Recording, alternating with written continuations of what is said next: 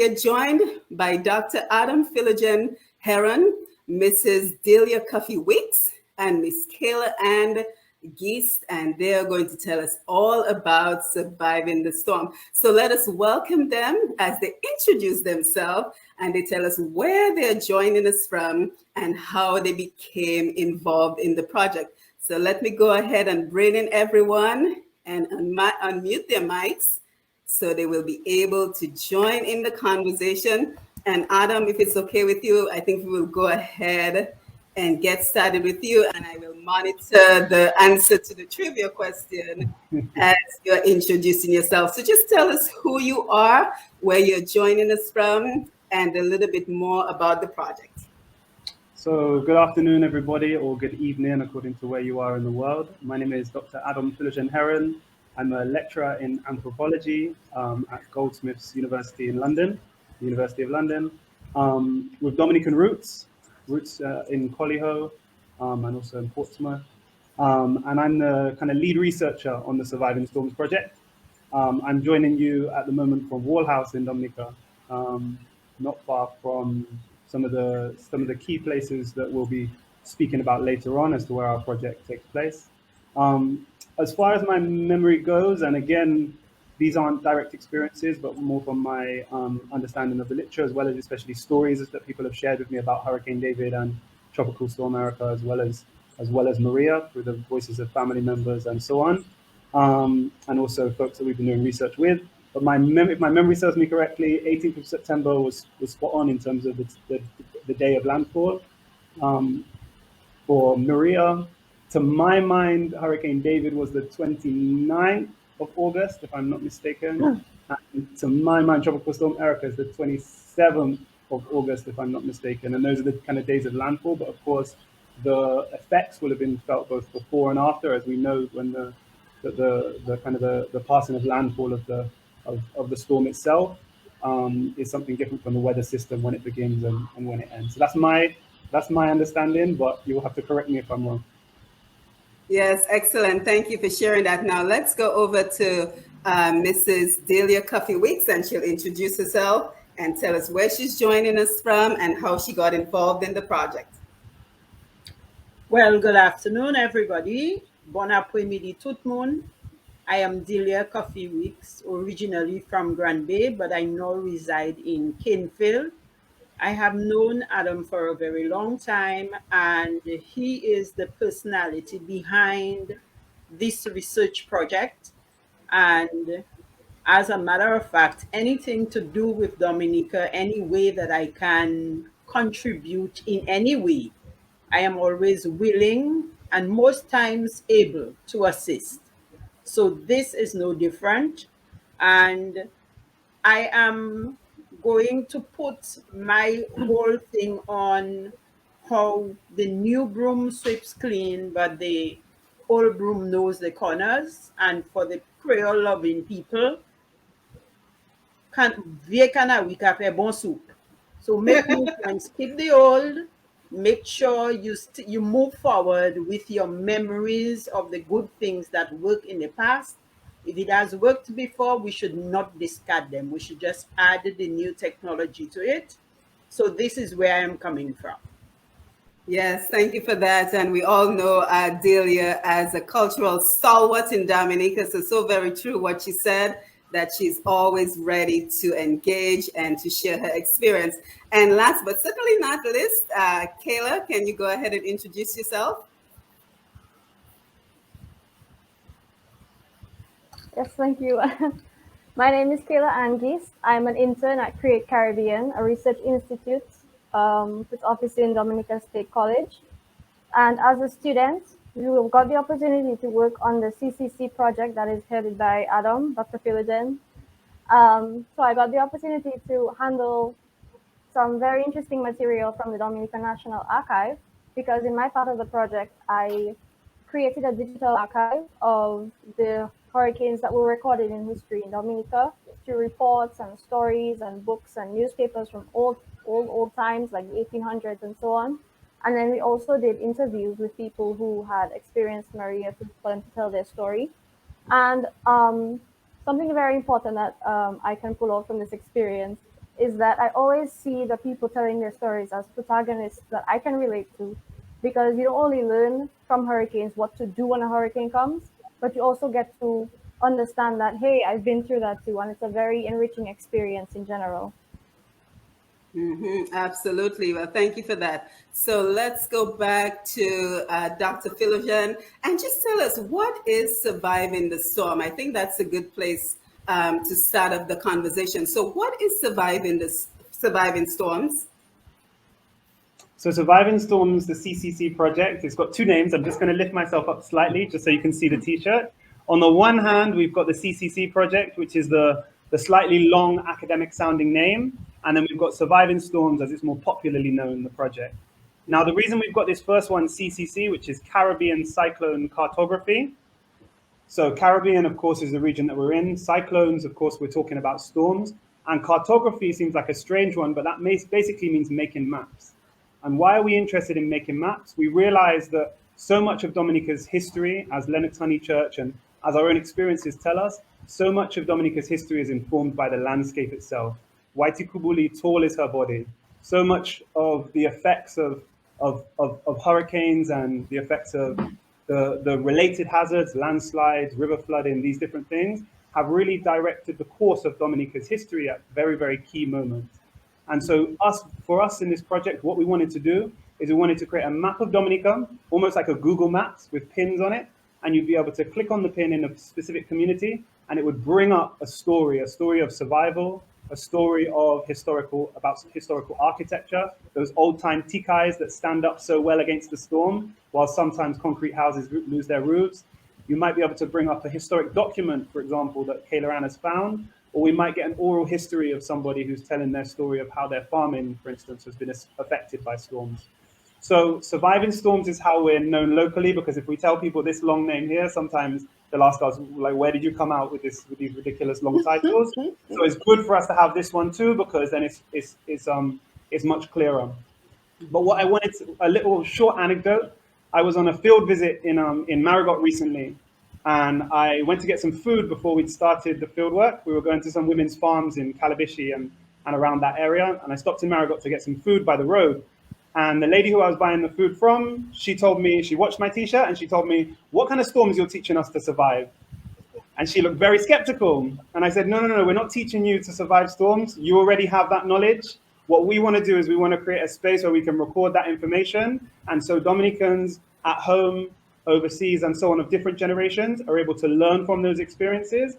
And hopefully that's able to enable us to take on climate change more readily, because we know these weather systems are becoming more intensified. And before I knew it, I was very surprised. I thought that was going to be the end of the conversation, but she then proceeded to tell me her story of Hurricane David. And before I knew it, I realized that we were having this rich conversation where I was learning so much in the process. And that was just in one brief encounter. So these moments tell us the value of this kind of work. And I've been very inspired to work with Kayla Ann and to be working with Dalia, and be working with many others on the project as we move forward. Yeah, excellent. And Louisa Jean-Pierre, who is joining us from UK, we're actually early enough that she's usually very late with us. So we're happy that we're on early, so she can not be up at 12 midnight trying to catch a program. So Louisa, thank you for being here, and thank you for everyone else who's joining us on the Facebook Live. Shelly, Angela, Alexander, we'll just use your last name, Dave Bertrand. Let's see who else we have here, Annabelle, and we have Tina Bell de Ramon, and lots of other folks on the live. So thank you for being here. And Louisa wanted to know if she got the dates correct. She said Hurricane David, 29th August. I think that's correct. Hurricane Maria, 28th. No, Hurricane Maria was 18. September 18th. And Erica was actually August 27th. So I think, let's see who got it correct. Let's see who the winner is. We have to acknowledge the winner. Shelly. Oh, no, Shelly. No, Shelly is not right. So once again, let me just give the correct answer. So Hurricane Maria was the 18th of September. Yes. Hurricane David was the 29th of August. And Tropical Storm Erica was the 27th of August. So just in case anybody was wondering what was the answer to the trick question. So again, thank you for being here, everyone. Thank you for joining us. So today we are talking about mapping hurricane hazards and survival of hurricanes in Dominica, because it is important to know what areas of Dominica are most significantly impacted. And as we go along the program, you will see how you will be able to contribute to this very important project by simply sharing your experiences. So already start thinking about the experiences you've had with these hurricanes or any other tropical system in Dominica, so you can help with this very important project. That is why we're coming to you, to get your experiences so you can make a contribution to this very important work. So Delia, so over to you. Tell us about the importance of oral storytelling tradition and the value it provides to a project such as this one. Well, when Keller introduced herself, she spoke about accessing stuff at the archives. Now, the archives are very important, but not everybody has the know how to get to the archives and to navigate their way. However, we have a wealth of information around us. The older folk, people who have had different experiences to ourselves. And if we just stop and listen, we can learn quite a lot. Because prior to Hurricane David, I had never experienced a hurricane. But people of my age would have mentioned that they had heard about the hurricanes of the 1930s. And that was information that was passed on from the older folk to the younger folk. And we have in Dominica, people don't really like to read, but for example, they will log into a program like this where they can listen, where they can get an opportunity to spell out their own particular situation at the time. And so we believe a lot in talking, maybe because we have a parrot on our flag, but our oral tradition is very, very, very strong. And we use it in our music, in our dance, in every part of our lives. And so if we were to lose our oral tradition, we would be almost like a nation without a foundation. A lot of people, if you were to ask them, where can I locate the National Archives? They don't know. But most people have a story to tell. And they will back it up by telling you, but my neighbor told me, or my grandmother told me that her great grandmother before her told her. And that is how we are able to catalog important events. And it is very good that Adam is doing this work because people love to hear from other people. So it's not just some great historian who has had some great dream or has found some artifact that we don't even understand what the importance of it is. But we're actually listening to flesh and blood people like us who have lived things, who have experienced things. I was looking at somebody put up a picture from the anniversary of Tropical Storm Erica, and there was this little girl with a stick, and everybody would remember that child who was walking, a little toddler with her walking stick. She must be 6 or 7 years old now, but that remained with us. It painted a picture in our mind, and even an illiterate person can understand the significance of that. So it's an all-inclusive project where we give people a chance to listen to other people like themselves. So it's not just academics, but the man and woman on the street. And also it gives them an opportunity to understand that their story is important. So if they have the means and they can log in, they can be included. They can share their particular experience because all of us have gone through certain experiences, but based on where we are at the time, our experience, our perspective is different. So the oral transmission is critical, and I mean, I do not even know how to say thank you to Adam for that wonderful project, because this is going to impact our lives for a very long time. Yes, I certainly agree as well. So thank you, Adam, for this very important project. And Kayla, I think Delia raised a very important question. She said, "Where is the National Archives?" I don't know where it is. Where is it in Dominica? Do you know? It's upstairs of the documentation center, And where is the documentation across from center? financial center. Excellent. Thank you for letting Next us to the know for all So of agriculture Kayla, club, sir, if you across tell there. them it's in the little building by the ministry with the post office downstairs, then people will know exactly where it is. Yeah, and you will notice we never call the street name, right?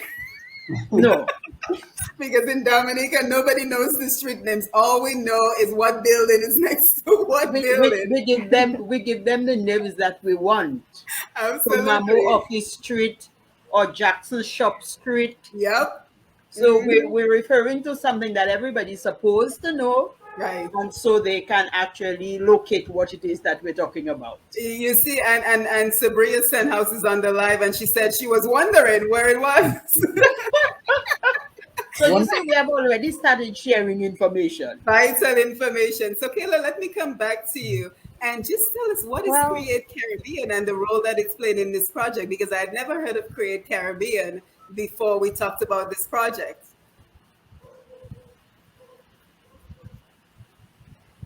okay, well, Create Caribbean, Create Caribbean Institute. It was created by our founder, Dr. Shaila Esprit, and basically, Create Caribbean engages young people, students from DSC, into we do research into Caribbean history, Caribbean culture and heritage, and we preserve it in a digital format so that it is easily accessible for academia related to Caribbean history. For example, when I was younger, I had projects to do about Caribbean. Everything I would get would be on Wikipedia, and then you cannot really, it's people that put it there, and then there's not much sources. So then Mhm. Create Caribbean assimilates that information and makes it available so that anybody looking for that information, it's there collated. For example, recently we did the Caribbean project, where we have a map of different resources in the Caribbean, very close to what Adam is trying to do with mapping the stories across Dominica. And then we also have a docu-series, as well as a conversation starter for people who might want to contribute to that sort of research and that sort of topic. Speaking of Caribbean futures in the current state of climate change.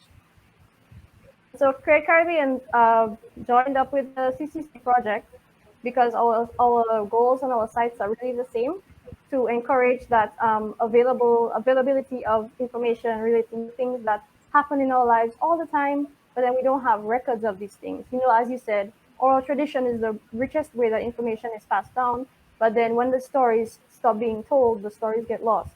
So then this project and Create Caribbean's goal is to preserve these stories very carefully so that generations and any academic needs can be met. Create Caribbean also focuses on digital humanities, technology, and education. So we take students who have a lot of passion in research, technology, but not necessarily their majors. Like my major is tourism. And I joined Create because I was very passionate about research in general. And then I was very excited to be able to learn programming, learn how to handle different equipment.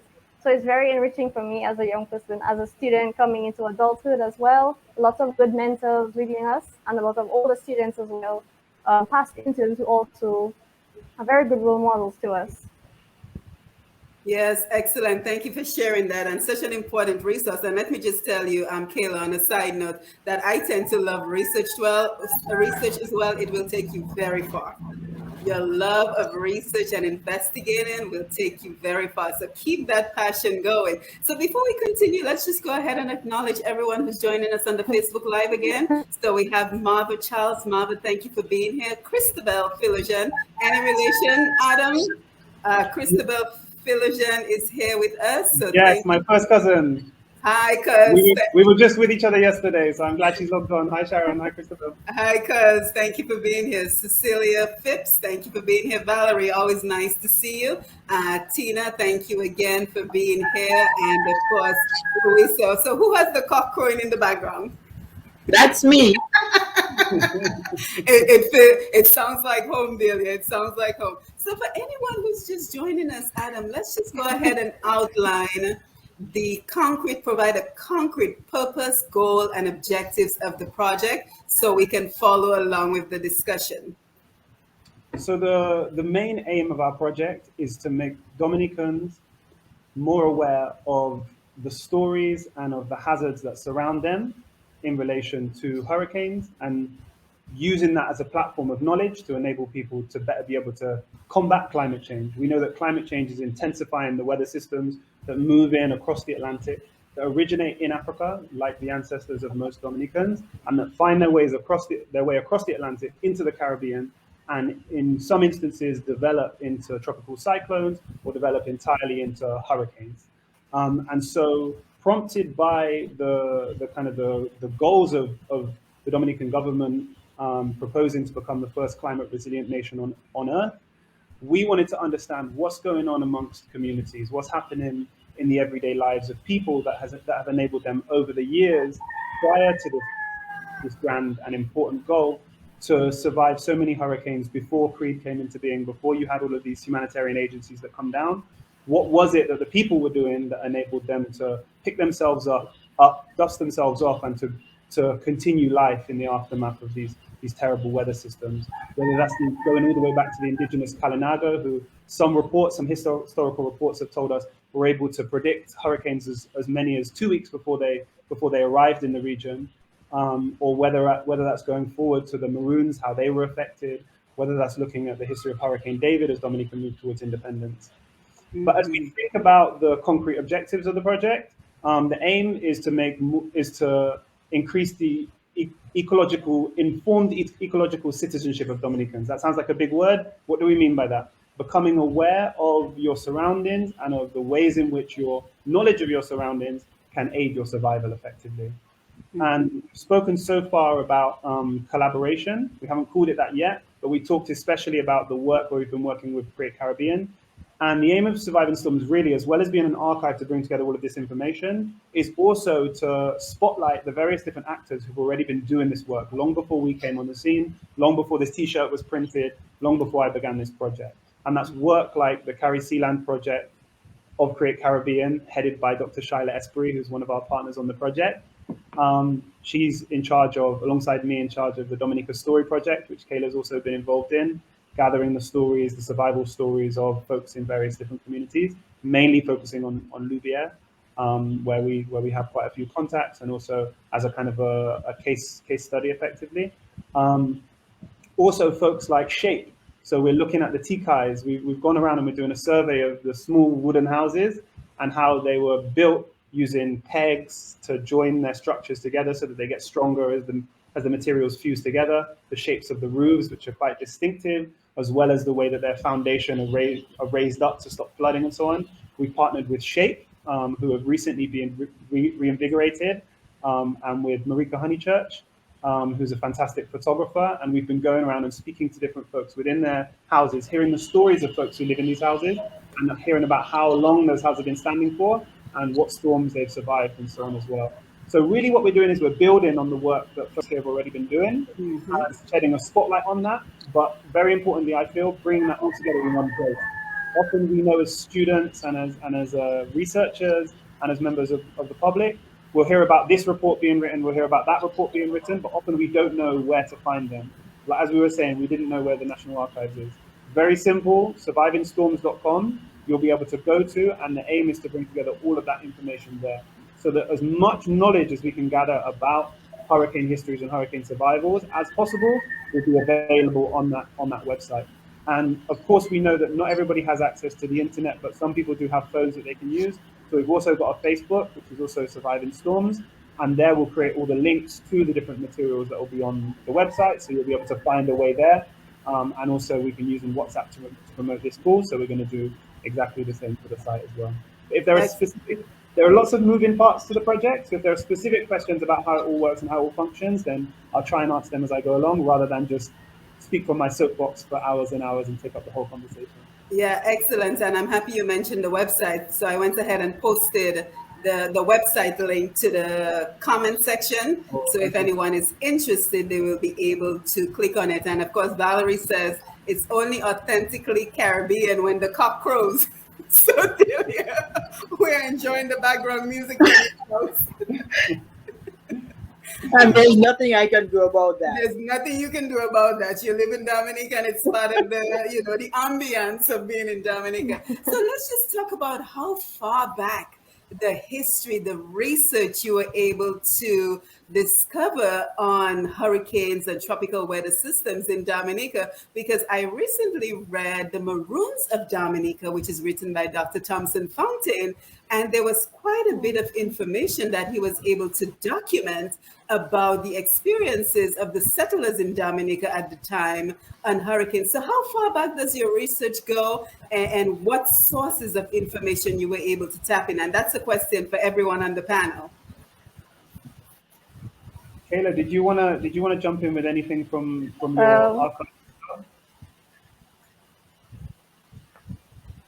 yes. Well, the first few documents that I found was actually a newspaper from the New York Herald in 1813 of a disaster hurricane that occurred in Dominica. I found further down while I was doing my research, I realized they don't really write about hurricanes. Actually, have this hurricane in the newspaper and in New York's newspaper. It must have very had it must have had a very detrimental on Dominica. But that was the earliest. Yeah, I think her internet is not the strongest, but we're going to be patient. Go ahead, Kayla.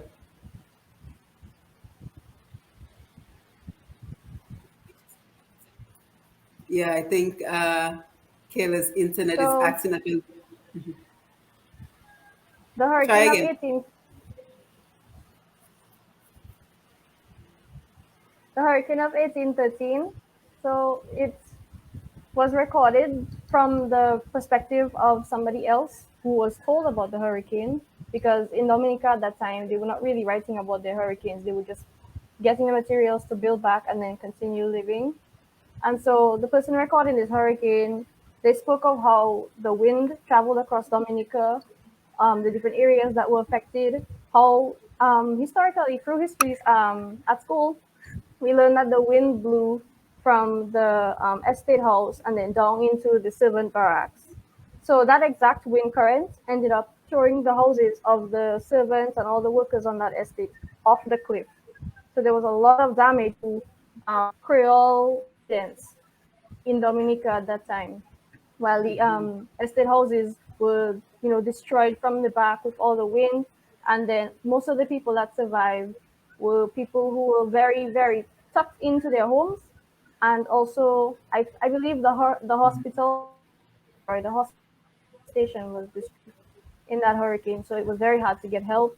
And so reaching out to all the neighboring colonies and really give Dominica a little bit of support. And then in a few other lines, they said how they had a list of the important people that died, because very influential people at that time also died from that hurricane.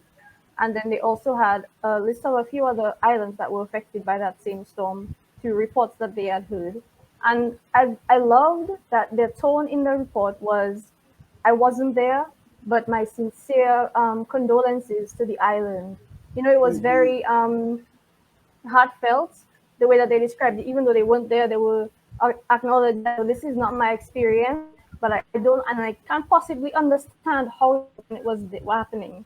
But and that tone is very comforting for the people reading it who identify with it. So Mm. that's what really stood out to me in that report. Yeah, thank I you so think much I for that. understood clearly when I Go ahead. yes. Oh. I'm sorry. I was saying that I understood more clearly why they did not really post hurricane news in the newspaper, Later on, when I was looking at dispatch notes from Dominica's governors, I realized that they were not really too eager to let everybody know that something bad had happened in Dominica. They very much preferred to deal with themselves and do things on their own unless it was too difficult. So a lot of newspapers ended up not having a lot of information about hurricanes or any stories from other people. But the dispatch notes also gave me the first-hand accounts of the hurricanes that happened in those times. Like in 1834, there was a devastating hurricane that nearly washed away the entire of Solihull. They were Wow. finding new things that had happened during the hurricane every day, with new reports all the time. And all of these reports were first-hand accounts of the people writing the reports during the hurricane, from 6 p.m. when it started to 3 a.m. when it stopped.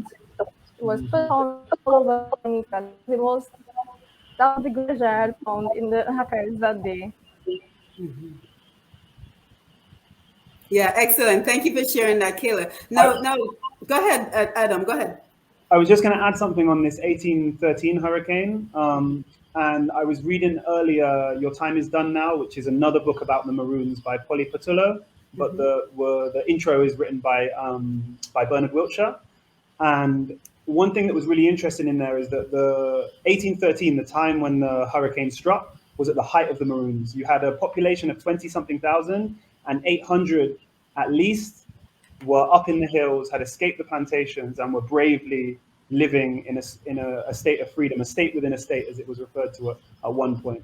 Of course, they were constantly facing attacks from the island's colonial militia, and they had to move in itinerant camps. And there were some chiefs who'd been up there as many as 40 plus years before they were captured. Unfortunately, the 1813 hurricane, because of the ways that it destroyed the provision ground, and we know historically how important the ground provisions that are grown on the provision ground as a means of independent cultivation, not working for somebody else, not growing sugar or growing coffee for the plantation on which you're enslaved, but being able to have your own independent food source that you can then trade at market, as to why the market is still so vibrant and that underpins the entire agricultural history of the island is this provision ground. Now, unfortunately, the hurricanes destroyed much of the provision ground, many of the crops that the Maroons had up in the heights, and also destroyed the canopy, so exposed many of them in their hiding places up in the heights. And so it actually led to this governor called Ainsley at the time, who would have been the same governor who was writing those dispatches, who was a bloodthirsty, very sinister man, going on this rampage to essentially try and exterminate the Maroons. But what was interesting was that in this moment of chaos immediately after the hurricane, there was a story, and I remember it so distinctly, of this woman called Hester, who was an enslaved woman who had hurt her leg during the hurricane, and she'd gone to Roseau to get medical help. But the book is basically using all of the documents from the Maroon trials. So when they'd been tried and taken to court, and all the documents that were basically claiming as to why they should have been in trouble and all of this stuff. In these documents, Hester had basically gone to town with her children to get her leg treated, and then she claims that she then met a black man, who took her to Castle Bruce, and from Castle Bruce she escaped into the heights to her freedom. So amidst the melee and all of the chaos of the hurricane, there were actually some moments at which people were able to find their roots to a short-term kind of freedom in that point as well. So hurricanes, in a sense, whilst they cause a lot of destruction, they can also throw the social order up in the air, and sometimes the order lands in different places and enables some freedoms which weren't previously there before. But as we know, in the case of the Maroons, it also caused a lot of destruction and devastation to people's lives. And so it's sometimes you have to read against the grain of the archive a little bit, which is what Patullo and Wiltshire have done in this book, to be able to, and I'm sure Fontaine and Lennox in his book do as well, to be able to find these moments when hurricanes really shift the course of people's lives, and sometimes enable a way of being free as well. Yeah, and I think we can certainly see the important role, the integral part that hurricanes have played in the history of Dominica, as well as the other Caribbean islands as well. Dalia, I want to come over to you, because we've talked, I'm really happy we're talking about mapping the hazards in Dominica using documentation as well as oral history telling. But we also talked recently about unplanned settlements in Dominica and how these as well have contributed to these places being hazardous because they were unplanned communities. So, kind of tell us a little bit about some of these unplanned settlements and how they emerged. Well, Simon, remember in all the Caribbean islands, not everybody is able to own their own home. So sometimes you have people living as tenants, and when a weather system affects housing, most landlords are busy worrying about keeping themselves safe, and their tenants are the least of their worries. And so what happens is that once you've had the passage of a storm, then people find themselves homeless and sometimes helpless. And so you find that people have to find some sort of housing, and necessity is the mother of invention. So we have these little communities springing up. So, for example, that is how Fly City, now Silver Lake, began.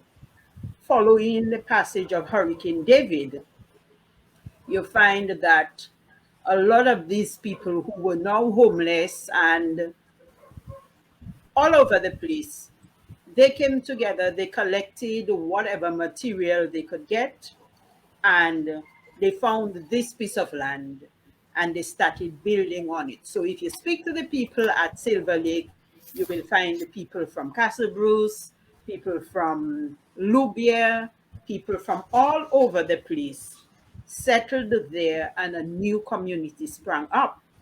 Fonkola is also a similar settlement where, following a hurricane, people collected what materials they could get from the companies selling lumber and galvanized and so on. And you have the general chaos that follows the passage of a system. People are trying to get as much material and stockpiling material that they would not have been able to purchase. They didn't have the purchasing power, but now it is free for everybody to get. So people get it, and then they begin building houses. And all that needs to happen in Dominica is one person needs to successfully implement an idea, and the ball gets rolling, and other people want to copy it. So you might find that one person decided, let me put up a little shack in that area. And in less than no time, a new community has sprung up. We have that happening all over the island. There is Yanda, there is Benawavin, all of those settlements where people try to create something for themselves. And they become established. They are places on our maps. And because you have people from all over, thank God Dominica is not so big, so we can trace where people are coming from. But in speaking with people, then you understand that there is a common thread: your desperation, your vulnerability, where you may choose to settle in a place that's not necessarily the best place, but it is the only place that you have access to, that you can lay claim to a little piece of this blessed land that we live on. And so at least you can, if God protects you, you can have something to leave for your children coming behind. We don't take into account how safe these areas are. Is it a low-lying area that is prone to flooding? Is it an unstable slope that would be very prone to landslides? We don't take into account those things because at the time that we need shelter, which is a basic human need, then we're not concerned about all these things. But sometimes it ends up causing some sort of disaster for us later down the line. But that is how life is. And we hear all of these stories. People may not actually have it written down, but we hear it and we understand, and sometimes we even experience it. Yes, yes, very well put, Delia. Thank you so Look, much look for at, for sharing. example, what happened during Tropical Storm Erica. Mm-hmm. Everybody thought that Petit Savan was a stable community. Mm-hmm. And then this thing came through, and lots of people lost their homes. Yeah. And if you've ever been to Petit Savan, you would know that there were really lovely homes in the area. Wow. Mhm. Some people are still paying their mortgages on Really? those buildings that they have had to abandon because the area is declared a disaster zone. Mm-hmm. And they had some really lovely houses there. But Mhm. what can they do? And can Yeah. I And it can can I happen Yes. Go anywhere in ahead. Dominica. Yes, go ahead, Adam. just to pitch in briefly is that we spent a bit of time in Pitiavan as part of the project, and we recently made a short film where we were invited by some of the guys there to join their Kudman, where they're rebuilding their road. So Mm-hmm. since Erica, the road from kind of Stowe area, the one leading up from I guess it's Bagatelle kind of side, hasn't been being maintained all the way to Petit Savan because it's been declared abandoned. And yet many residents still have homes there that they go and stay in, and also the Bay Oil factory is back up and running and has been for some time, and their livelihood basically resides there. And so we were invited along to the Kubme, and I mucked in and did my best to provide what little muscle I have to join in. But also what we realized was that we were welcomed with open arms, and they invited us to record when we were there, just with our phones. And so my wife, who joined me, she recorded a short documentary which we put on our YouTube channel. So anybody that's interested, we can send the link to that. Annabelle, if you're listening in, please post the link in the chat if you're able to. But one thing that really came up there was that was how important their livelihood is, and how important their place is to them, and that a hurricane or a tropical storm, as was the case, despite everything that they've been through, it doesn't take away their historical attachment to their place. And Absolutely. so many people said that if they cut off ties with Petit Savan, and if they stop going back, which some people have been forced to because the memories are just too painful. But if they do, they feel like they'd be leaving behind their ancestors and all that their ancestors worked Oh for. my. So many still go to harvest their bay rum. They go to get a breadfruit, to get their yam dashin, whatever it might be. Starret, the gentleman who runs the Bay Oil distillery and who's a real stalwart in the community, he says it perfectly himself in the film. So I won't try and mimic that. But one thing as well, and I don't want to take too much time, but just going back to the stuff about informal settlements as well. So much of that is owing to the history again of the island, and that from the 1760s, which sounds like way back, old time, irrelevant. But what happened in the 1760s was the British came to the island, and the first thing that they did was that they just portioned the island up. They got surveyors, and every single tract of land which they were able to portion up and create private property of, as if it belonged to them, they decided to do that, and then they would sell it off to prospective overseas buyers from the UK. So from that moment, the commons, that is the moorns, that is the hills, the valleys, the forest, from that moment, that became private land effectively. And so what happened after emancipation? So we fast forward nearly 100 years to 1838, when the enslaved people were told that they were free. They said, "You're free, go check your scene." But when they said that, what they told them was that if you want to not work on this plantation anymore for these tiny, tiny penny wages that we're offering you, then you're going to have to move your house, which belongs to you, but the land doesn't belong to you. So you have to go somewhere and you can live there. And what happened was that many people, and Lennox has spoken about this many times, and Delia has spoken about this many times as well, they moved into what's referred to as the King's Three Chains. That's the thin strip of crown land, so that's common land, which belongs to the colony at the time, effectively, where they'd be able to squat, which wasn't private land. So that's the kind of the thin strip on the coastal area. Now we know that these areas that have become very built up as a result of that, places like Newtown, places like Maho, all along the west coast especially, are some of those that are most prone to sea surge. I mean, Miss Dida, even in conversation with your husband, he's spoken about how the sea would enter the home at a certain point in Le Pointe at the end of Yes. Matak, in him telling his story. So it really has affected people's lives. And so the other thing was that where people were able to get enough money to build their own houses, they were positioned on the falaise, on the drop, on the marginal lands, the craggy lands, those that weren't the kind of the prime real estate for cultivation. And so as a result, those areas are also prone to landslides and so on. And similar with areas like Petit Savan and so on, The small peasant French cultivators, and especially the indigenous Kalinago, as the British were rampaging through the island, they were pushed to the east coast. And some of those areas, as well as we know, are quite prone to landslides too. So often it was the case that power, who had the money, who had the means, and who had the power, determined who could live in safe places and who would live in the more vulnerable places. And that has repercussions now for the present, where people sometimes, in many cases, aren't even able to get mortgages because of where they're, or aren't able to get credit because of where their lands are situated and what their houses are deemed to be worth because they're in hazard areas. So all that is important to be mindful for as we're thinking about history, where we've come from, to thinking about where we're going. I hope I haven't taken it onto too much of a Oh negative no, Adam, power when it comes to these we are things. so enjoying this conversation, and we are learning so much from the work that you're doing. And I just want to thank you again for inviting us into this important research. And what you and Delia are speaking about is absolutely true, because I come from the community of Back Estate, and even in recent times, this person who clearly didn't need a mortgage for this house, he must have been a builder, and he built his house right on top of the mountain. And eventually, when the authorities found out about it, it was demolished.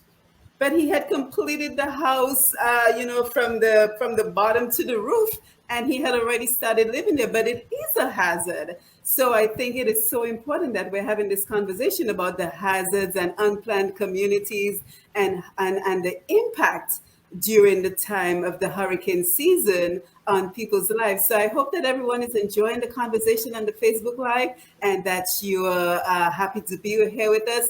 In case you're just joining us, we're speaking to Dr. Adam Philogen Heron. We're speaking to Mrs. Delia Weeks, Coffee Weeks. I got my names backwards. And as well as Kayla Gist, and we're speaking to Surviving Storms. So their goal is to map out the hazards of Dominica based on oral history, as well as based on documentation, the impact and the history of hurricanes in Dominica. And we're looking forward to your contribution to the discussion. And we will come back to you in a minute, our panel, as you tell us the information that you're looking to extract out of the interviews. But I see we already have some comments coming in with regards to people's experiences with these hurricanes. So I want to take some comments. So Louisa says the Dominican community in Bradford purchased a minibus for the home of the aged after Tropical Storm Erica. The van has been spotted a few times by visitors. We also raised money for selected primary school, long process to ensure the funds go to those most in need after Maria, but because of COVID, the funds have not yet been distributed. So we want to hear about your experiences with the particular storms and hurricanes in Dominica. Let's see. Marva Charles says the wood house is no foundation, and I just lost the comment. So let me scroll back up real quick, because we have quite a few comments coming in. So I want to make sure we can get them. The wood house is no foundation, but built on pole, and the nail was made of wood. She also says The killer tree. Herald, yes. She also says the Herald newspaper was owned by my uncle, M. Charles. Thank you for letting us know. Marva, let's see if we can take one more comment before we move on. So we're looking forward to hearing everything that you have to share. A friend of mine, this is from Louisa again, a friend of mine was visiting Dominica when Erica struck. The hotel owner left the hotel, and the guests were left to fend for themselves. Oh no! I think there might be a movie in that one. I'm not sure. I think that might be a movie, maybe on Netflix. We can propose that one. Absolutely, and I'm hoping that is one of the directions that all this research is going to. But before we talk about that, just tell us, what are you looking to extract from the interviews? How anyone can submit an oral contribution to you, and what information are you looking to extract from personal accounts of anyone who survived different hurricanes and storms in Dominica? Great, thank you. So the main way that we're looking to do it here, so we've got a range of different approaches that we're taking. So again, with Create Caribbean, who Kayla is, whose organization Kayla is from, we've been recording stories ourselves. So there's visiting folks, specifically in Louvière, which is where I've got a lot of friends and a lot of contacts. And as we know, Louvière was quite badly affected by Maria. Many losses there, and we wanted to really hear people's own stories. So we've recorded them ourselves. But with regards to this conversation, what you can actually do is you can actually get in touch with us on WhatsApp. We've got a Surviving Storm WhatsApp number. So if you've got a pen close, then please take this down. That's 225-5840. That's 225-5840. Of course, add a 767 in front of that for Dominica. And what you can actually do is you can reach out to us directly, make contact, and you can just share your story. Do so via a voice note, because then you're able to share it in its fullest. If it comes up to 15 minutes, if it comes up to 20 minutes and half an hour, we know these are rich stories, we know they're complex stories. Feel free to share them in your own words. If it comes up as 2 different voice notes, then feel free and we can edit that down. What we really want to do is we want people's stories on their own terms. We know that after Maria, and to some extent after Erica as well, we know that CNN and BBC and these big news organizations came to Dominica, and they used a lot of the same kinds of phrases that they used to document any disaster around the world. They talked about being like a war zone, comparing the desolate landscape to Iraq, talking about the level of suffering and all of these things, talking about the looting in sometimes quite racialized ways, the same ways that looting, for instance, was talked about in Katrina and those kinds of places as well. And then quickly they moved off to the next disaster. Now, I'm not saying it wasn't important for galvanizing support, for people mobilizing to send things to Dominica. Of course, that was very important. But what we realized is that those stories often weren't told on people's own terms. People who were doing that work were people like Emo News, for instance, using Facebook as a platform especially to do that. And folks as well like Mr. as well, who's a YouTuber. And they were going from community to community. And please apologize if I missed anybody who was doing that, because I know there are a lot of people on the ground doing that work. But going to from community to community to see how people were doing there, to gather their stories from them.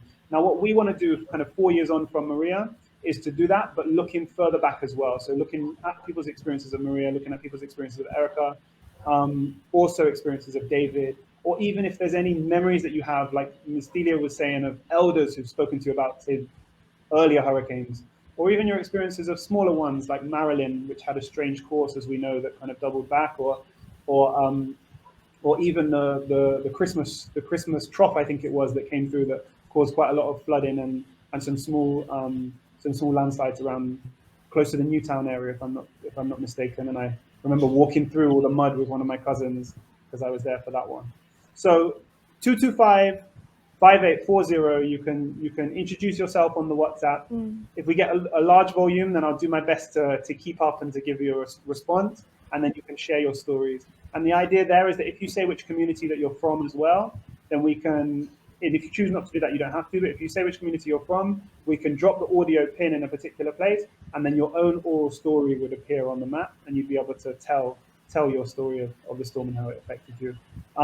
Explain the story as if you explain it to somebody who doesn't know much about your experience, or who doesn't know much about the community, and then it can be as rich as possible, and anybody can pick it up and understand. So anybody that's interested, feel free to reach out, or if you have further questions about the project, that same number, and we can begin a conversation. And I'm especially interested, as Ms. Dalia was saying again, in anybody from folks like places like Foncole or places like Silver Lake as well. Your communities, I guess, grew out of these experiences, and there are still vulnerabilities in those areas. So if you want to talk at all about your experiences of Hurricane David, and Hurricane David as being the kind of the genesis point of a whole new community springing up, that would be interesting to hear about too. So it's over to you guys as to how you want to talk about it. We want the voices to be Dominican-led. You don't need other people talking for you. There's a long history of experts coming from elsewhere that goes all the way back into when we're talking about the archives, telling you how to rebuild. But I know that Dominicans know their landscape very well. And so that's what we really want to hear from. And then we can bring that into conversation with the science. You know, we've got scientists who we're working with, folks at the Mona Geoinformatics Institute, which is in the University of the West Indies in Jamaica, and Gabrielle Abraham, who is working with them here in Dominica. She's actually doing some of the hazard mapping, so using the science to understand the landscape. but we really want that to be in conversation with folks' experiences of the landscape, because you guys are experts in your own right, based on your lived experience, based on your observations, based on that oral tradition as well, as Ms. Delia mentioned, that's been passed down. So I'll leave it there. 225-5840. And if you have questions, then feel free to send them our way, and we'll do our best to keep in contact and to get back to you as soon as possible.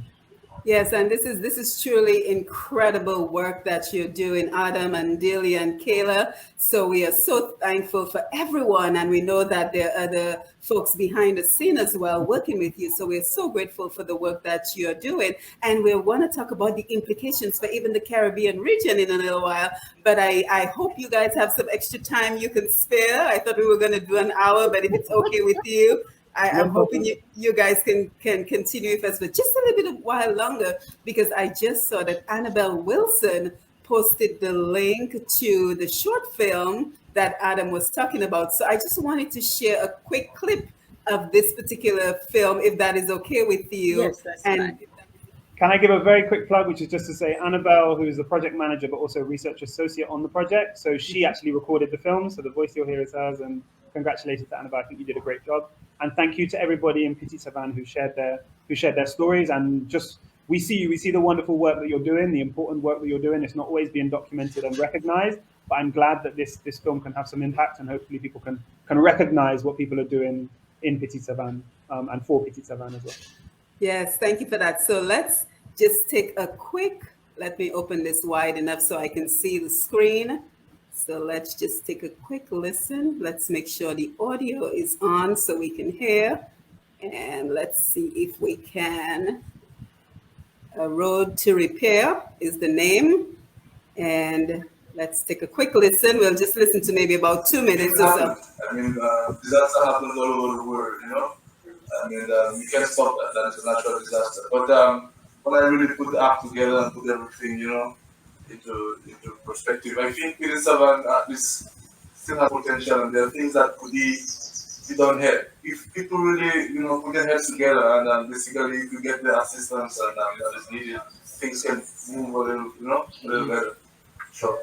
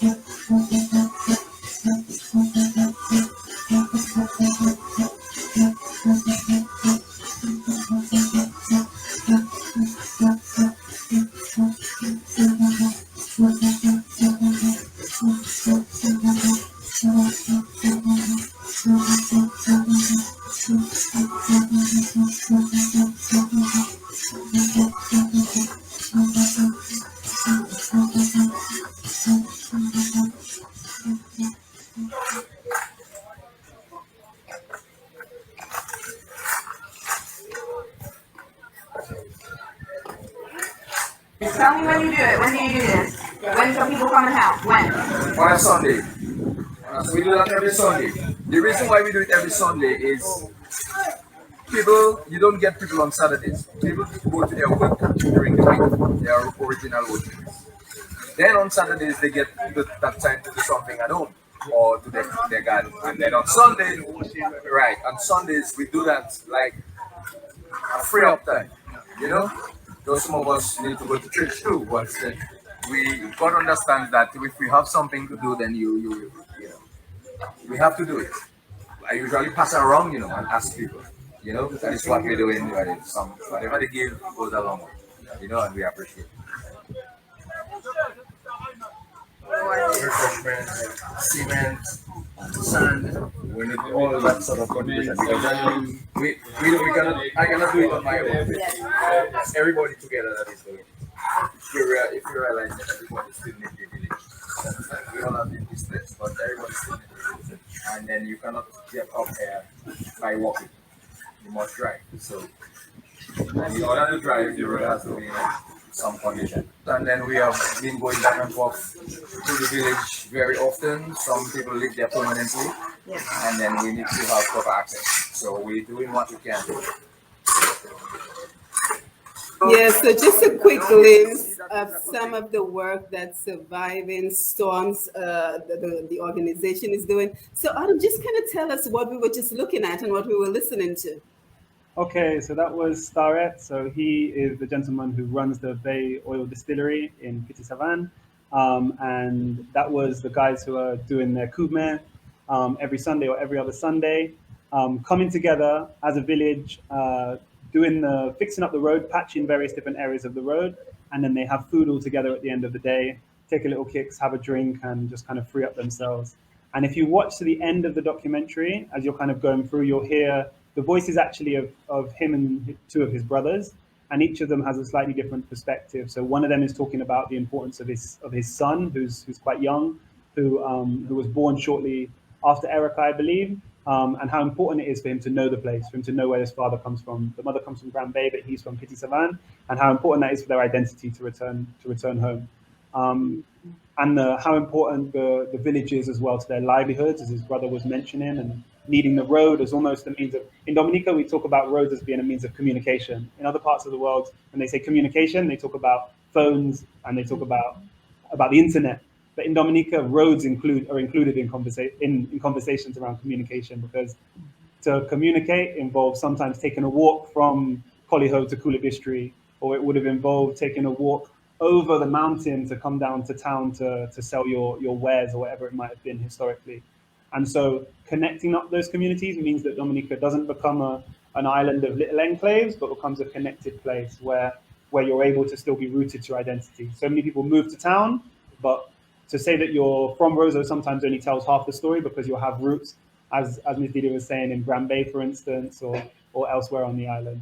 And so the documentary really was to give some recognition to the work that they're doing to maintain their road, but also to invite people to give. So there's a number at the end where if you want to support by offering any materials and so on, you can get in contact via the number. You can reach out to Starrett and you can let him know that you're able to share some food or you're able to share some materials. And even if you're doing so from overseas, we know already that there's various different means by which you can do that, whether it's MoneyGram or whatever it might be. So if you see the work that they're doing and if you appreciate the work that you're doing, then by all means do try and support.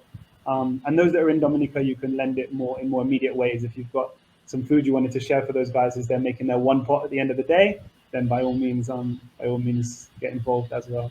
But that's just a glimpse of some of the stuff that we're doing. So it takes a while to edit these videos, but we're planning to produce more videos like that from various different communities. And the audio, imagine the audio as being a similar kind of thing. So where people are sharing their stuff via voice note, then we'll edit that down as kind of an audio thing. So you can listen to it almost like you're listening to the radio, and a short thing that you can click on, and it will tell you a little bit about a person's story. Yeah, so for those of us who are listening to this program via the radio, again, the YouTube title you want to look for is A Road to Repair, and it should be the first option that comes up. So again, A Road to Repair, and we're speaking to Surviving Storms, and they're telling us the importance of mapping Dominica based on its vulnerabilities to hurricanes. So let's continue the conversation. And I was just wondering, how does this project contribute to the present and long-term hurricane preparedness? So Dalia, Kayla, if you want to jump in on that particular question. So why is this work so important to being prepared for long-term hurricane preparedness? Well, Simon, what I would say is, having grown up with people who had gone through hurricanes before my time, we learned certain things that maybe we didn't understand the significance of it until we ourselves experienced that. I am a child of the 60s, so the question of electricity was something in my later life, but we grew up with kerosene lamps and candles and bullseye. Now, for the younger folk, that is exciting if you're thinking of having a picnic on the beach somewhere and there's no moonlight or whatever, a source of excitement, but not in terms of preparedness.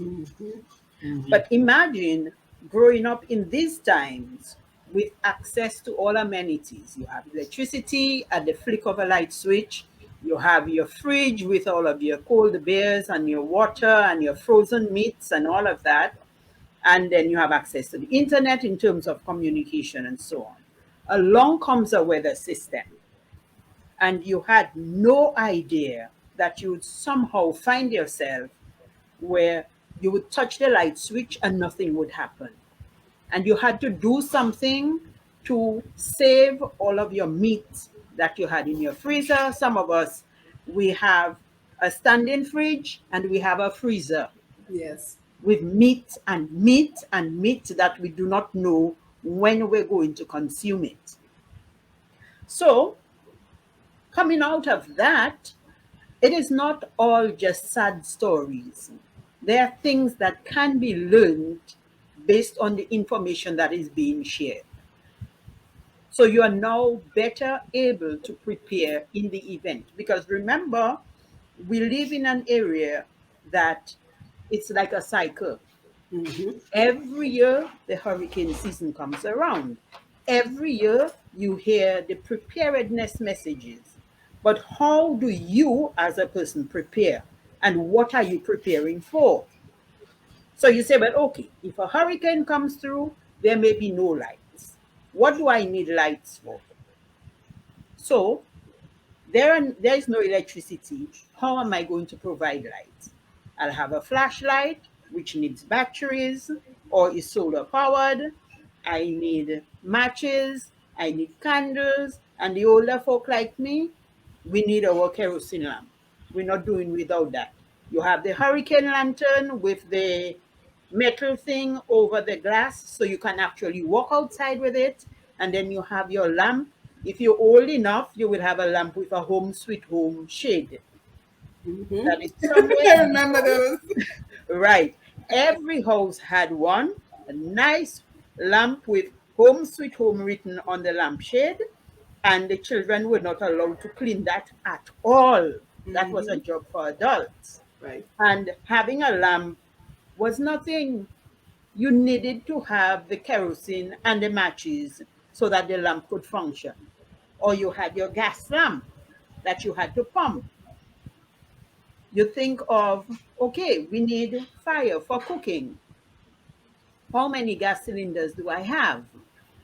If the one that I have, when it is finished, how next am I going to prepare meals for my family? Do I have a coal pot? Do I have a bag of coals? Do I have wood somewhere in my area?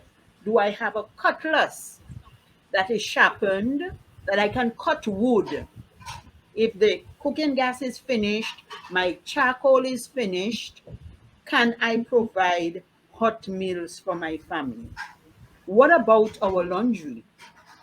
The machine will not work. The washing machine will not work unless you want to spend any amount of money on putting gas in your generator to run your washing machine. And the washing machine needs a constant supply of water from the tap. So if you don't have pipe-borne water, are you going to carry buckets of water to dump into that washing machine? Or do you just put your clothes in a basin? Let us hope you have a basin that is big enough to carry your laundry or a laundry basket, and you go to the nearest river or stream. Do you really know how to wash in the river?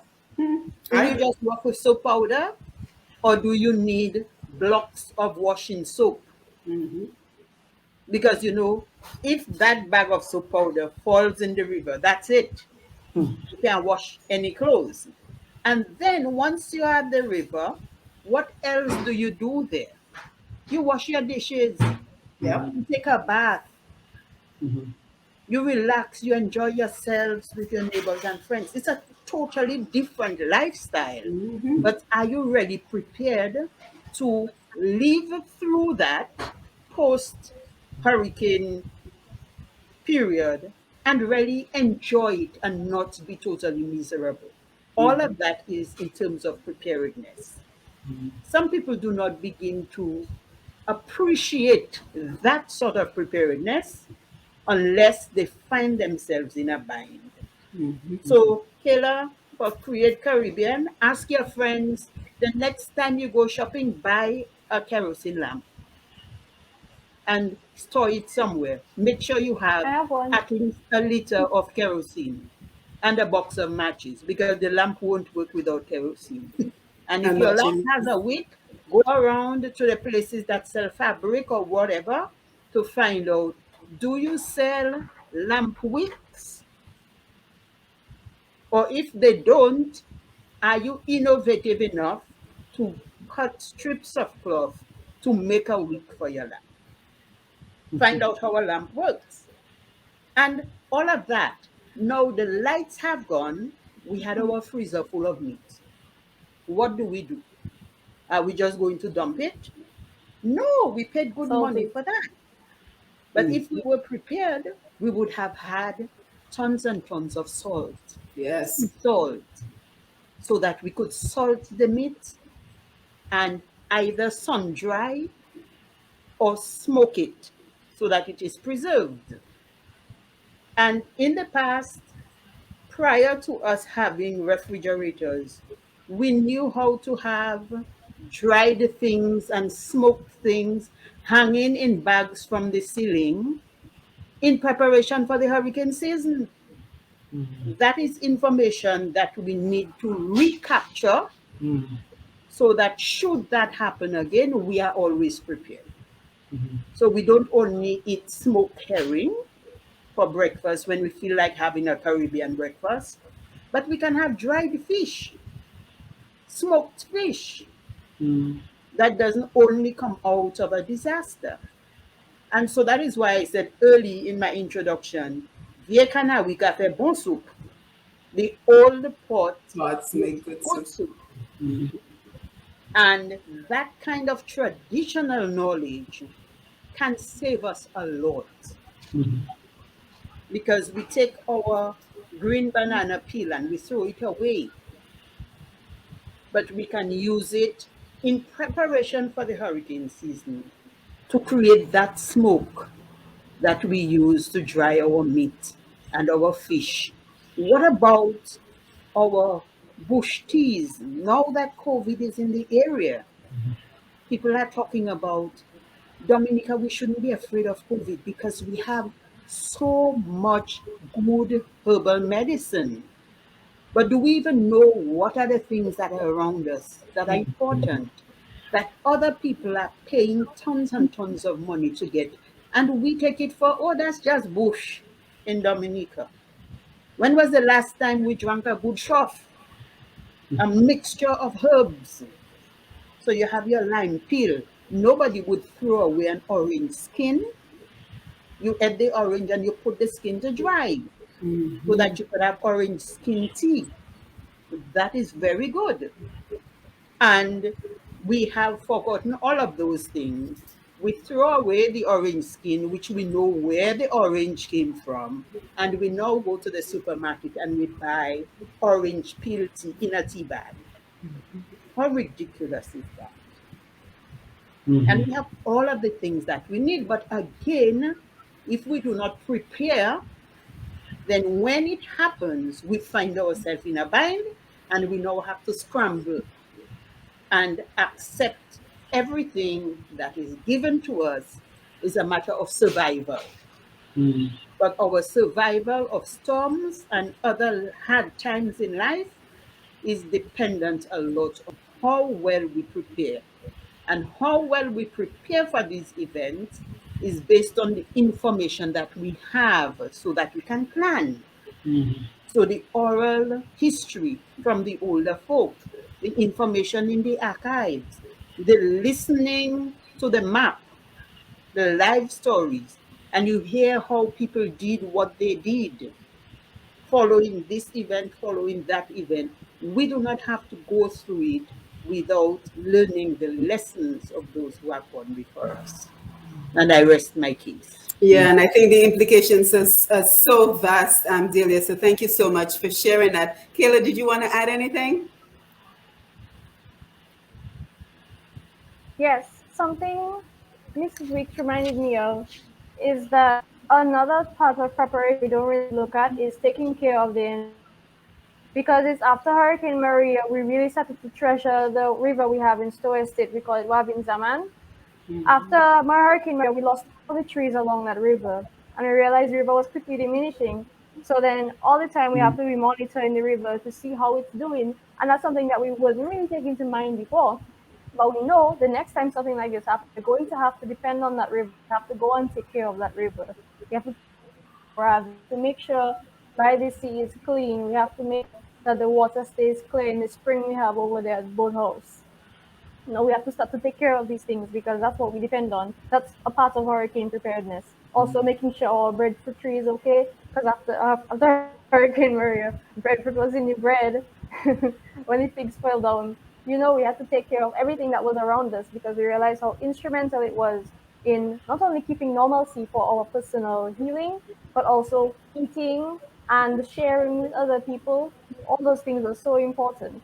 So we have to take care of them before hurricanes and then after hurricanes as well. Yes, absolutely. So bringing the lessons from the Thank you. past into bearing in the present, and we're getting ready to wind down the program. I wish we had another hour, so I suspect we will have to come back. But I think one of the important things that we're noticing here is the importance of the different generations coming together on a project like this.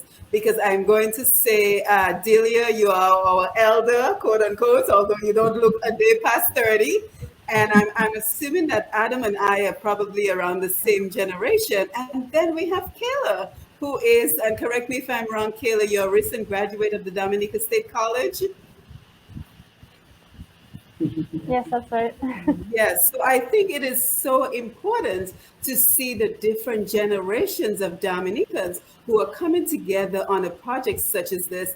And I want to ask our final questions, which is the implication for the region as a whole based on a project like this. But again, if you're just joining us, we're talking about documenting the history and the impact of hurricanes in Dominica, and we have a wonderful panel joining us today. But before I ask our final question, let me hop over to the Facebook Live to see some of the contributions that our audience is sharing with us this evening. So we have Louisa, who says, it's so fortunate, and I think we kind of alluded to this as well. It is so fortunate that Dominica has very fertile land and produce which will flourish after any disaster. Louisa, I don't think I could have said it any better than you. Let's see, Marva. Let me scroll back up because we have quite a few comments on the live. Marva, all people around the world, the people love the living close to water, and that makes us vulnerable, I think she wanted to say. It does not matter where you live, there will always have landslides because we are mountainous and surrounded by water. Bagatelle had a major landslide where many people died and they had to resettle to another area. So thank you for that. Gabe Ab shared the number 767-225-5840, which is the number Adam has been sharing all along, and we will mention it at the end of the program as well. Let's see. Anthony Simon, is kerosene still readily available in Dominica? And Gabe says, very insightful. Let's see. Teresa Lewis, Dominica bounced back so quickly after Maria. Thank you, Jesus. Any comments on anything that our audience is sharing this evening? I would say the one thing about the fertile land stuff is very true and is very important. But what I would say is we were here 6 months after Maria, and I remember distinctly one of my aunties telling me it was literally 6 months after. So this is March 2018, I think. And she was saying how she was in the market, and she said that a man had a hand of fig, and it was almost like the first green bananas that had appeared in the market. And she said that the way he was holding it, she described it as being like a trophy ring because he was holding the fig above his head like it was this prized possession. And so just to remember that it did take 6 months for you to begin to see some produce in the market again. And so I think it was a long journey, and to recognize that long journey is so important. But when people were coming to the end of that long journey, it was a proud thing, and I think it was very important for people. So that was just a distinctive memory there. Right, right. Anyone else? Yes, I just want to pick up on the thread of community, the sense of community that is very present within Dominica, and I would like to believe by extension the Caribbean following a disaster. people put their differences aside. We have a belief and a faith in God. Even the drunkard who doesn't go to church has his faith and his own belief system. And that is what kind of carries us through when it seems that there is nothing else. And Dominicans must be applauded for that spirit of resilience that we just think, well, but what else can we do? We have no choice but to move forward. And we don't understand that that is one of our assets. And that became very apparent when the donor agencies started coming into Dominica following the passage of Hurricane Maria. And they were amazed that the people were so vibrant and so alive. And we were like, but how else did you expect us to be? And they're like, but we've been to other hurricane ravaged locations and people are so broken and they're just sitting there waiting for somebody to come help them. But we have this innate sense that we have to help ourselves and we need to help our neighbors. So the whole spirit of kume is still very much alive, and it is something that we need to cherish. And we need to understand not everybody thinks that way. And this is what makes Dominica a blessed land and makes us a resilient people. Yeah, absolutely. And I think we're seeing how resilient we are, even with fighting COVID-19 right now. Oh, yes. So I think we can see that the being resilient people extends beyond being prepared for hurricanes and just being ready for other disasters in general. So let's jump on the final question, which is the focus of this project right now is on Dominica. But what are the implications for the other Caribbean islands? We've seen recently a volcanic eruption in St. Vincent. We've seen an earthquake in Haiti. So are there implications based on these projects for other islands in the Caribbean? I'll take the lead on that one just from a technology perspective, if that's okay. Yes. So the person who, we've got a web developer who's putting together the map, and she sent us the kind of drafts of it. It's very close to release, so coming soon, monitor the survivingstorms.com website. But the idea is that the map, the code for the map, so in other words, the blueprint for the map, could be replicated for other islands, and it could be shifted to incorporate data that is used that relates to landslides, for instance, or that relates to earthquakes and tremors, or relates to volcanoes, perhaps, or any other kind of disaster, or even thinking more broadly about oral history telling as it's mapped onto landscapes. So there's various different ways that the map kind of prototype can be used, but the idea is that it is a project which could be replicated elsewhere, and that anybody who is from a different island that is interested in this kind of thing could easily reach out to us, and we'd be able to give you the information step by step on how you'd go about creating something like this. And so all of the work that's gone into establishing it, all of the trial and error, learning as you go, as you're building something like this, we'd be able to share that information so that another island or another place will be able to pick that up and run with that information. So we'd like for it to be something that if people find it useful, that they could replicate elsewhere as well. And that includes like the like places in the South Pacific as well that we know are affected by tropical cyclones by different names, by typhoon or however you might be naming them, and also are subject to sea level rise and so on as well. So small island developing states around the world could use a similar kind of model to help them combat the kinds of things which Dominica is facing as it moves into the future. Yeah, well, congratulations. Congratulations, Dr. Adam, on your incredible work and for recruiting such talented people such as Kayla and Dalia Weeks, who we know as a cultural stalwart in Dominica. And she's always so ready. Even in my personal experience, I know it as a fact that she's always so ready to give back and to share her knowledge and to assist anyone who has the interest of Dominica at heart. So there are very important implications for this project in terms of disaster risk management, managing the vulnerabilities of the Caribbean, and just being able to plan around the various vulnerabilities and disasters that we face in Dominica and in the Caribbean as a whole. So I'm sure that you're super excited and you have great plans for this project, especially in terms of not just Dominica, but the implication for other vulnerable places as well. So I want to thank you guys for joining us this afternoon to share your information. Again, the name of the website is survivingstorms.com. And the phone number, let's make sure I have the phone number that you can reach Adam and his crew is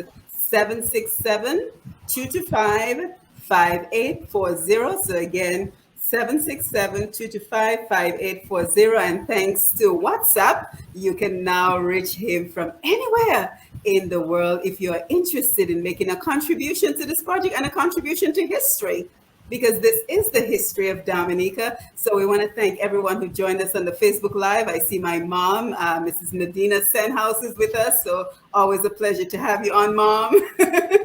And we see Teresa Lewis, who says Dominica bounced back so quickly after Maria. Thank you, Jesus. Sandra Green, who says, I returned home in November via ferry, and it was a pleasure to see the greenery come back along the coast. And Louisa, well said, Doc. Louisa, thank you so much for this very informative program. So any final thoughts as we get ready to wind down the program? Kayla, we'll start with you.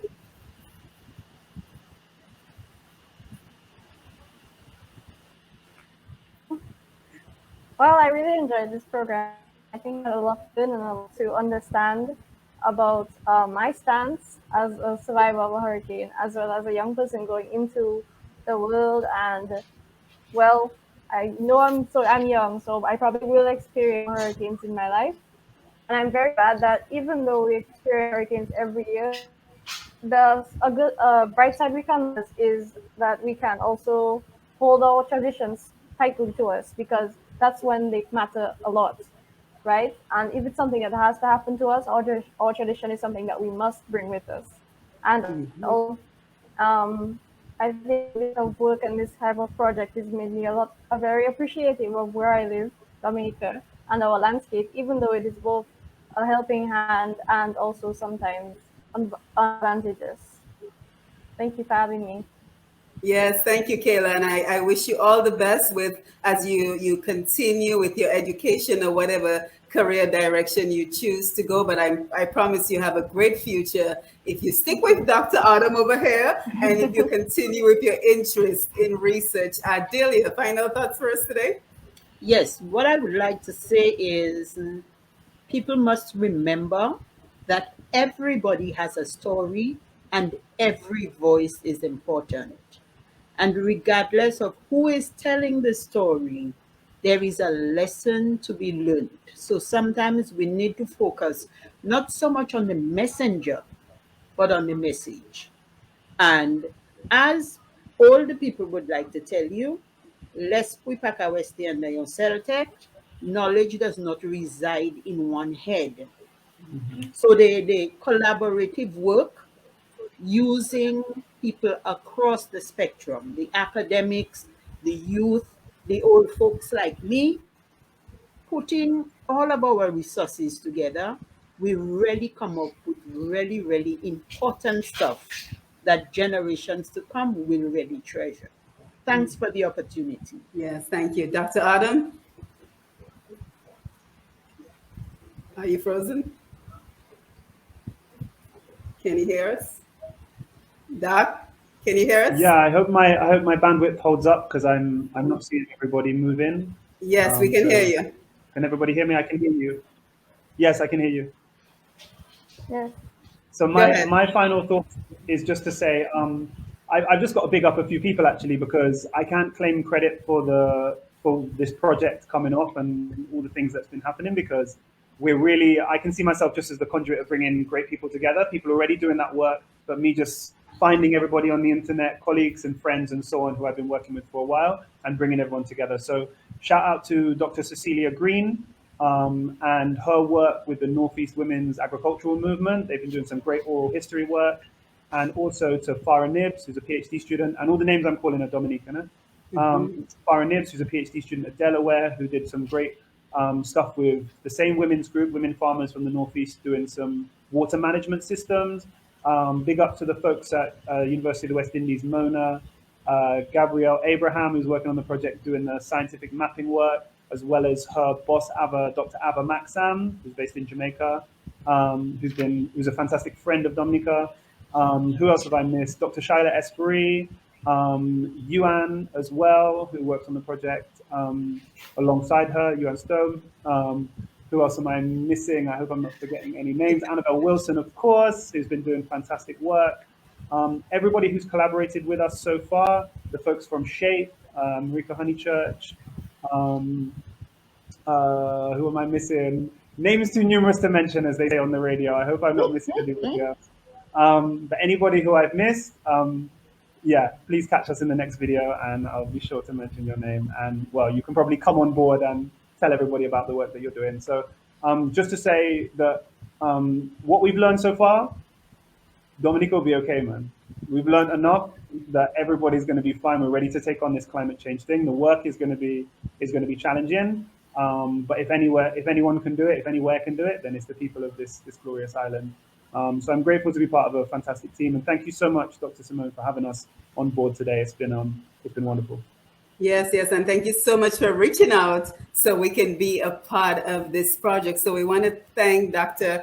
Adam, we want to thank Kayla, we want to thank Dalia for joining us on this program, Surviving Storms. We want to thank the audience on the Facebook Live for their attention. They stayed with us throughout the entire program, and we want to thank them for sharing the live, for sharing this information, for sharing this important work as we continue to document the hazardous locations in Dominica and the vulnerable locations in Dominica, especially as it relates to hurricanes. So we say thank you for being here. Janice Sharpless, I see you. Very informative. She says, Carol Sevra Abraham, interesting program. Thank you, Carol. Louisa, couldn't agree more. I like the Creole saying added. Oh, yes, that's why we always have Dalia on. And let me tell you, in the background, Dalia is my Creole instructor. So just a little statement on that. So she's my Creole instructor. So I'm so happy to be connected to her. Anthony Simon, great panel. Have a good evening. Gabe, also Jean Royer and Metsi Didier, architectural students on board with the TICAI project. So thank you, Gabe, for including those two names. Louisa, I'm still wide awake. Louisa, it's very late in the UK, so time to go to bed, Louisa. Angela, informative program. Bassi, my friend, nice to see you. Thanks for a wonderful conversation. So thank you, everyone. Thank you for being here. Thank you for being a part of this presentation. Again, if you would like that phone number where you can make your contribution to this important venture, the phone number is 767-225-5840. So you can send them a WhatsApp message and you can make some arrangements to make a contribution to this very important project. Let's take one more comment. Omari James Sims, well done. I picked up a lot of information tonight, so let's do it again. Yes. Let's do it again. Anytime you have an update or you have something else you would like to share with us, maybe you need some more for assistance, please reach out to me. We have our own little WhatsApp group. And let's keep the conversation going. D.A. Shaftsman, fantastic conversation. Nice to see you. So have a good evening, everyone, and we'll see you again very soon. As always, I'm Simone Matthew, and I'm always happy to bring you such wonderful conversation and the wonderful work of our Dominican and Caribbean brothers and sisters at home and abroad. So again, have a good evening, and thank you for being here. And don't forget to keep sharing the live as we continue to do this important work. So have a wonderful evening, everyone. Bye.